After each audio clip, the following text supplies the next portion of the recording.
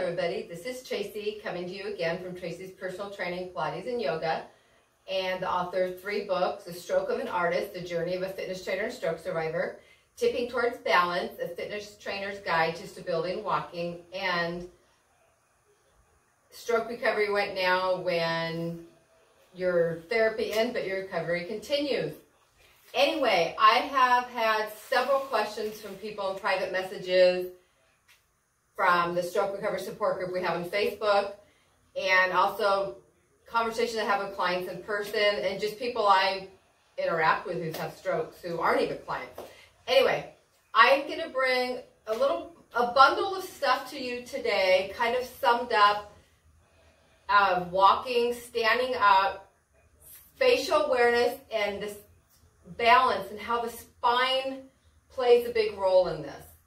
I have a lot of this in my books.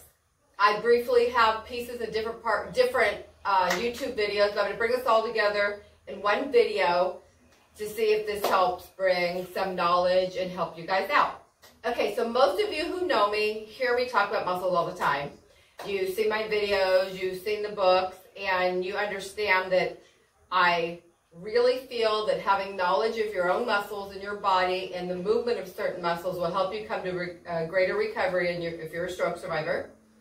And for those that aren't stroke survivors, I think it's great for you guys to have the knowledge of your muscles in your body, for everybody, because you can't always rely on a professional, being a physical therapist or a fitness professional, to bring you all the knowledge that is needed for muscles and muscle movement to get you into shape or to get you into better recovery or rehab from what you're going through. Yes, there are great therapists out there. Yes, there are great fitness professionals, but there's also the not so great ones.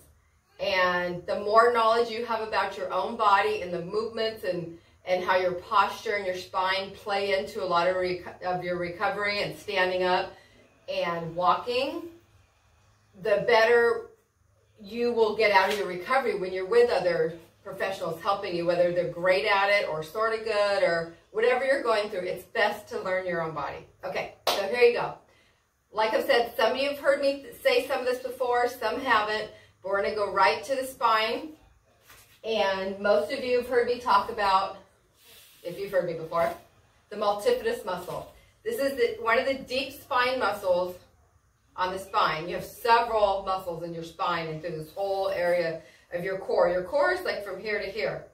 All the glutes, the abs, the hips, all the muscles in the spine, the back, the abs, and your rib cage and all through here. So, but your brain sends a message to this deep muscle right here, this multifidus muscle, to stabilize the spine and body, because the limbs are going to get ready to move. So this tells the body to stabilize, the body's going to move. And you also have these other little muscles that are not in this picture. They kind of come to their little angle, little different angles. They're called the spine rotator muscles. They're little ones like this. They're on the vertebrae between the different process. I forget the total attachments right now, but they're in the vertebrae, okay, between the vertebrae. They have to do with helping you rotate your body. So when you're learning to walk again or stand up or gaining your body to get back in balance and posture, proprioception, and spatial awareness, and those words mean, for example, if you're walking and you have to step over something, your body and brain needs to calculate how high to step, how far to reach, where to land your foot without tripping on that object. That is spatial awareness. And proprioception is your body trying to, stay balanced in the space with what's around you. So both those words, they kind of mean the same, a little different, but basically it's your body being aware of things you're approaching, things you're sitting near, things in your space, how far to reach your arm and lean without falling over on the floor. So your brain works with your spine and your cognitive skills to coordinate those movements. So think of when a baby's learning to walk. You don't just stand the baby up and say, make it walk. You wouldn't do that to a child till you know the structures in the center, the spine, and all the deep core muscles are strong enough to hold them up. Because they They sit, they roll over, they crawl, they stand, they fall. All this goes on before they even start walking, because the body is building strength through all this, and the brain's coordinating the cognitive skills and the messages to these muscles to help the body function right and move. So with that, you got the basilicus, you got the little rotator muscles and other ones too, but those are really important ones. So this will make you understand more about why I use a lot of balance products to help get my clients walking and standing, or if they don't even have a stroke, they're just people who they've lost their balance as they got older, or they never had the coordination and balance. Some kids don't have the coordination in school and sports, and they think they're just uncoordinated, but they just kind of have to kind of reconnect the things I'm teaching you here. Okay, so we're going to take this and put this back over here for now, and I'm going to show you the different things I use to help people. But if you're someone, I'm going to say this real quick, if you're someone who's still trying to stand up out of a wheelchair and you're not ready for what I'm showing you right now, when I'm done sharing this, I'm going to share with things helping you guys stand up out of a chair and how to sit in your wheelchair and things to help you get strong enough to get up and out of it. So don't turn off the video yet, because if that's you, you may be able to help yourself work up to these things, okay? So I suggest wearing shoes when you do anything balancing on the disc, which this is your balance disc, or the Bosu ball. This is a Bosu ball.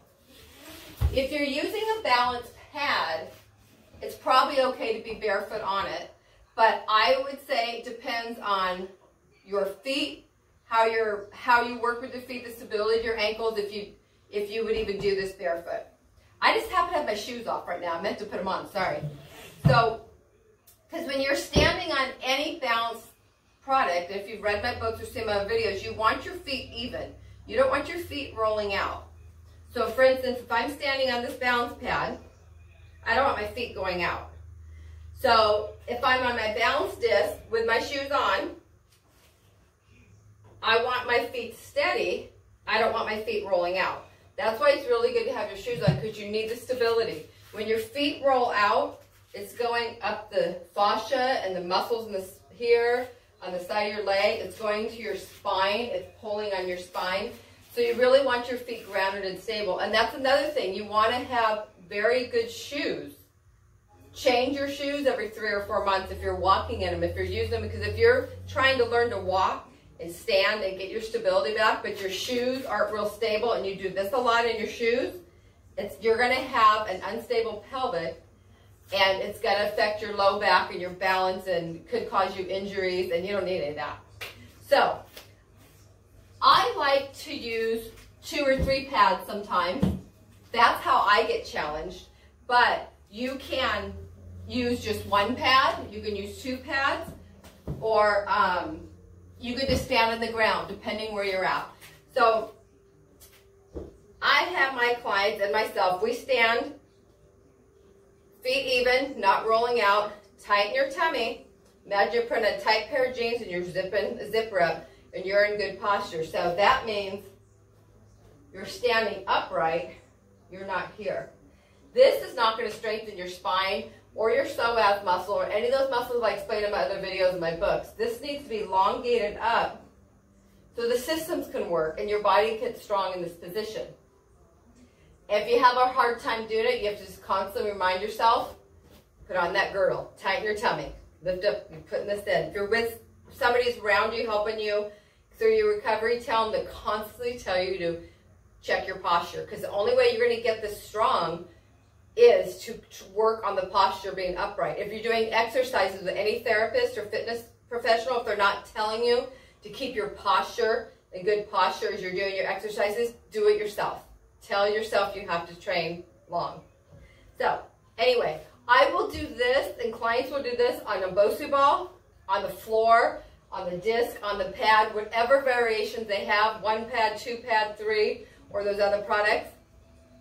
I will have them stand. I will have them close their eyes. I'll do it with their eyes open for a minute or so, their eyes closed. I'll have them gently do this with their arms. Now when we're doing this, this isn't because you're trying to work your shoulder joints. You're keeping your shoulders steady and you're just slowly moving your hands up and down, because every time you adjust, your brain is sending a message to that multifidus and the other muscles and the balancing systems of the spine to fire up, to get strong, to be strong, support the body. It's going to move. So the more you do these kind of things, you're going to retrain your balancing system, and if you've had a stroke, you're trying to retrain the brain to make pathways to this part of your body. Because a lot of people see their legs dropped, or they're having a foot drop, their legs are heavy, their arms are very curled up, and they're not really understanding. You may have most likely having a lot of things going on in little tiny muscles in your spine, things that are important. So you want to lengthen this up, tighten up. You can do things eyes open, eyes closed. You can follow your arms. Make sure you put your arms same speed, both directions. You can have someone stand in front of you if you can't move your arms very well. Carry something back and forth and you just follow it. If you can't do things without holding on yet, you can bring your pad or the disc or the balance, the BOSU, whatever you're using. Stand by a bar or something that you can stay upright as you have something safely to use you. If you only have one arm, the other arm's not working well, you have to work with one arm to do it. But it's just a fact, if you have one arm that's not helping you grab onto things, your core has to become stronger because you don't have two arms to pull you up. You have to pull it up and keep this stable. So you have a little more work to do than the others. So anyway, I'm just showing you here in the video because it's kind of a hard angle to see the bar. But all the things I do, I'm showing you, you can do in front of a bar or a chair, something where you're stable. Something where you're holding on to it, you can stay upright. Not something where you have to lean. So make sure you put whatever it is at the right distance so you can maintain that proper posture for what you're doing. And if you use a disc, with shoes on. Shoes on. My shoes are not on because I don't want to run in there and make you guys get my shoes and have you watch me put my shoes on. But I would do this with shoes on. Same thing, exact same thing you did on the pad. It's more challenging.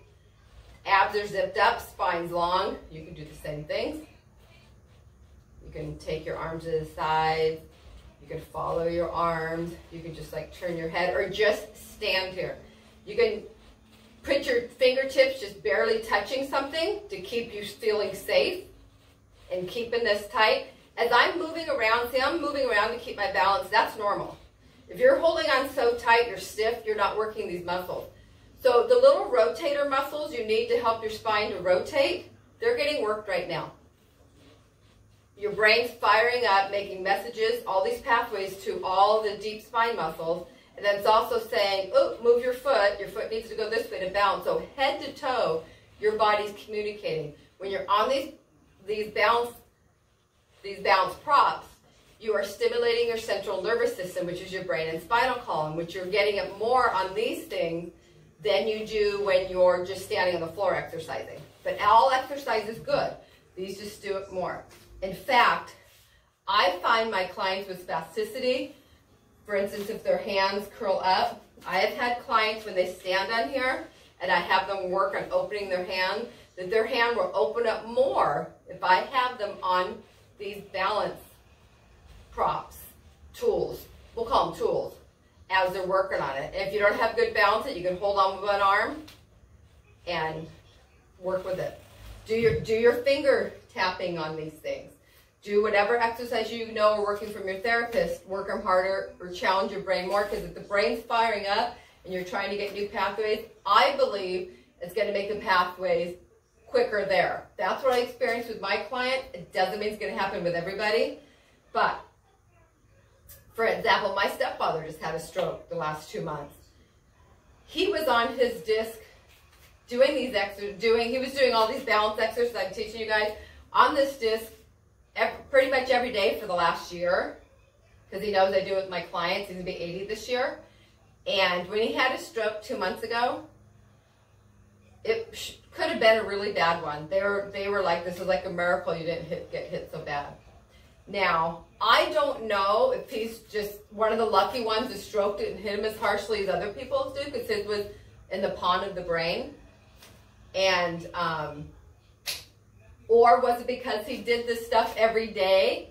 I have no idea, because I don't have a neuroscientist to put this all through and ask him, but I really would like to know. Because I don't meet the stroke survivors usually till after they have a stroke. I don't usually know them first. But, so, I'm really looking into this stuff because these really do work your brain. This is neuro work. If you get a physical therapist, it's really good in neuro work, and they use the Bosu balls and a lot of the straps and the battle ropes. That battle ropes there, really good for the neuro work for stroke recovery. They really know what they're doing, but you don't find those everywhere. So, anyway, balance disc, balance pads. Here's the Bosu ball. Same thing. They all work. They're all working you just a little differently, but you can do the same things on all of them. I'm doing okay barefoot because I've done them. I do these, but I like my shoes on better. But you don't want your feet rolling out. So make sure if you're on these things, these tools, that you keep your hips stable and work on them. So if you're having issues with spasticity or just really poor, you can't get this in, when you're balancing, really work on holding it there. Have someone push it in for you, or just really work on your abs and to help the structure get it there. Okay, so now we're going to go real quick into something. All these things I've shared in separate videos, but I'm combining them together for you. So let's get this out of the way. Let's go to the chair height, and this is going to have to do with wheelchairs as well. Okay, chair height. This is one of my just basic folding chairs, and this is one of my grandma's old chairs. 16 inches off the ground, the seat, and this is 18 inches. When you sit in seats that are really low, it's harder to get up. When you go a little higher, it's easier, because the more this is all squished together, the harder it is to get up. And many times seniors have a hard time getting up out of chairs, and sometimes it's just their chair's too low, because they're too low just to get connected to the right structural muscles to get them up. So I will have people sit on pads, scoot them in here. Much more comfortable than the hips being too low, and it takes pressure off your spine. Wheelchairs. I had a client order a thicker pad for his wheelchair, almost the kind you get for your desk. That's a thick pad to cushion on, to sit on. Not these kind of cushions, because I noticed several people in wheelchairs, they sit on cushions in the chairs that are so gushy that if you are trying to stand up, you have no support. You're pushing off a gush. You're not pushing off something a little more stable. And when you're sitting, if you're sitting all squished up like this in the wheelchair all the time, you're going to have a harder time getting up. So if you get yourself on something a little more stable in your seat, and work on sitting upright when you're in there, even if you have to shove a pillow on the side to help you at first. Because if you are sitting this way all the time for hours, and then you're trying to learn to walk, your body's going to be always in this position. Try to sit your hips and pelvic in a position to where all the deep spine muscles, the psoas and the quadratus lumborum, all those ones that are separate muscles on each side, can be stable. Because if you're sitting, if you're here, this is shorter than this side. And you can't walk like that. You need to come this way and walk with your hips even. So with that, let me get this back out of the way. Let's go back to the walking, standing up. Okay. You get up out of a chair, whether you have nothing with you, no walker, no cane, and you don't need that, or you have a cane, or you have a walker, or you have one of the hemi walkers, one of the arm walkers, whatever it is, or you're reaching for something. If you're going to walk, when you get up from a chair, completely stand up. Don't get up from a chair and stop your body here and then start walking, because you're not going to train any of these systems for the strength to walk. For example, give you a little side view here. Whatever way you're getting up or whatever you are going through, like I said, the different tools we all have to work with. When you're getting up, don't come to here, grab your cane or walker, and start moving. Get yourself up, stand up tall, lengthen that spine up, and then get yourself into your movement. Because if you're constantly sitting this way, walking that way, you will not gain your walking ability back. And if you do, it's going to be weak, and you won't feel safe walking. So getting these structures are really important. So think of if you're sitting, and you're sitting crooked, imagine all this just kind of twisted in here. It's not going to work. It needs to be stable so the body can move evenly when you go to take your steps. And also, when it comes to, I was talking about the rotator muscles in the spine. When we walk, when you're learning to walk, it's a little harder. But if you get on these things, if you can, and get some of the muscles, when you're on there, the rotating muscles to start moving and getting some strength and little rotations at the spine, because when you walk, the spine rotates. When you take a step, you got a rotation here. If you're reaching out, you got a rotation up here. So your spine rotates when you walk, so you don't walk just straight. You need the rotation in your spine. That's why when I train my client, and it does work, I use these balance tools because it helps. You can't go to a gym and start doing, twisting things with bands and weight machines if your spine is weak. Because most likely it's going to fatigue you out so much because it's not the natural flow. Plus, you could get injured, and you don't need an injury in the middle of trying to recover what you're going through. So I think that's all I wanted to share with you. I think that covered all the questions. I hope I did. I tried to put all these gathered together from the little separate answers I've been giving people. So, little review. Watch how you sit. You don't want your hips way below your knees when you're sitting. You want to sit in a position. You can get in good posture, whether you're leaning back or not. Try not to slouch into it. Get your body up. When you stand up completely, then make your movement. That's just safety anyway. All of us need to do that. But it's a habit that some of you guys fall into, but it's also the fear of not knowing if you can do it. And when you don't have the strength, going up tall makes you feel like you're going to go backwards. So keep the tummy in. Imagine you're putting on a girdle. Remember my other videos, you have this girdle right here. This muscle, like you have a girdle that goes across your whole body. Imagine you're putting that on. Feel the zipper going on and feel this engaged like a woman wearing a tight dress or a corset or however you want to word it. Bring this in. It will help you. And remember the cushions in your pillow, try to get a firmer one so you can get up. Because if you're trying to practice standing out of a wheelchair and you're on a gushy pillow and maybe the wheelchair is just too short for your hips, it's going to be harder for you. So, and I think that's it. So again, I am Tracy from Tracy's Personal Training, Pilates and Yoga.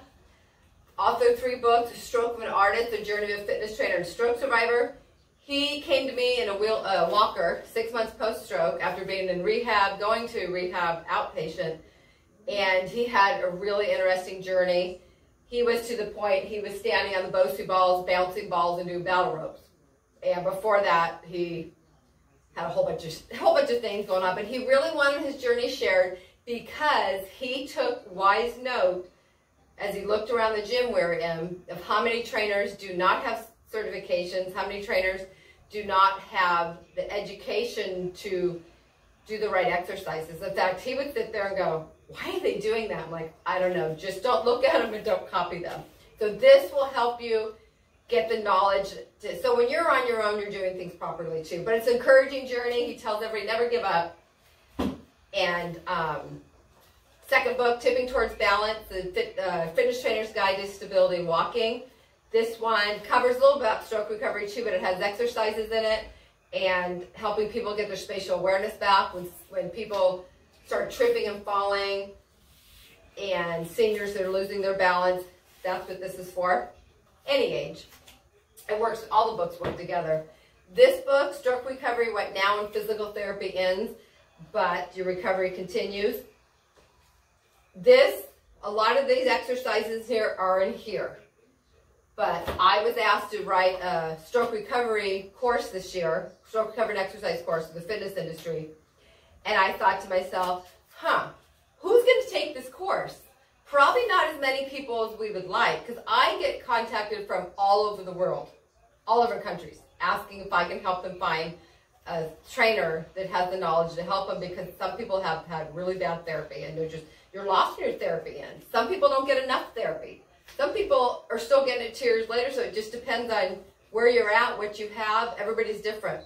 So I took that course manual and I reworded it and put it into here to help stroke survivors and their caregivers gain as much as they can, so you have more knowledge to help yourself, or just have more knowledge with you as you're with your therapist and things and much. But this has a lot of muscles, anatomy, more than those, and exercises, and it has helped a lot of people so far, just even if it's just the nitty-gritty of these basics to have with you as you go out to therapists. So anyway, I hope this helps you. And again, I'm Tracy Markley, www.tracymarkley.com. My books you get them from my website or on Amazon, and it's amazon.com/author/Tracy Markley, TracyMarkley. And the links are everywhere on the internet. And anyway, have a good day and don't give up.